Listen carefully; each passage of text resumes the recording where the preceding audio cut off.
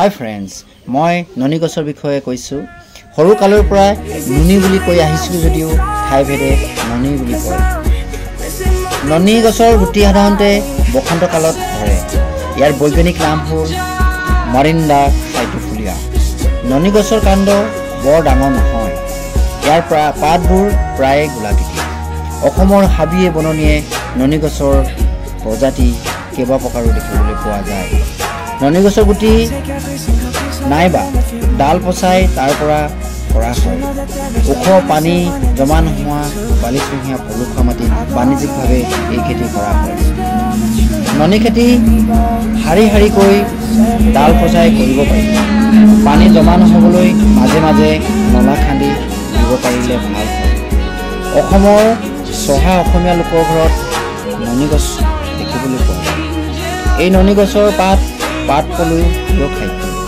পাত পলু বা ননি পলুৱে ননি গছৰ পাত খাই পাত পলু বাঁহৰ পৰাই পাত সূতা তৈয়াৰ কৰা হয় আৰু বিভিন্ন ধৰণৰ পাট কাপোৰ তৈয়াৰ কৰিব পাৰি। অসমৰ পাট কাপোৰ অসম তথা ভাৰতবৰ্ষৰ লগতে সমগ্ৰ পৃথিৱীতে সমাদৰ বাঢ়িছে। অসমৰ শুৱালকুছি ঠাই মুগা আৰু পাট কাপোৰৰ বাবে বিখ্যাত হৈ পৰিছে।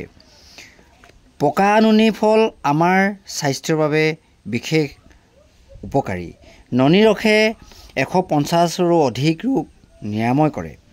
ননি ৰসে পেটৰ গেষ্ট্ৰিক উপশম কৰাৰ লগতে জ্বৰ, মধুমেহ, লিভাৰ, ছালৰ ৰোগ আদি নিৰাময় কৰে। ননি ৰসে কেঞ্চাৰ আদি ৰোগো নিৰাময় কৰে। ননি ফলত সাধাৰণতে চি ভিটামিন পোৱা যায়। ননি জুচ বজাৰত সুলভভাৱে বৰ্তমান কালত পোৱা গৈছে। ননি জুচ নিয়মিতভাৱে খাই থাকিলে শৰীৰৰ চৰ্বি বঢ়াত ৰোধ কৰাৰ লগতে ওজন নিয়ন্ত্ৰণ কৰি ৰাখে। ফ্ৰেণ্ডছ, আজিলৈ এইখিনিকে ক'লোঁ।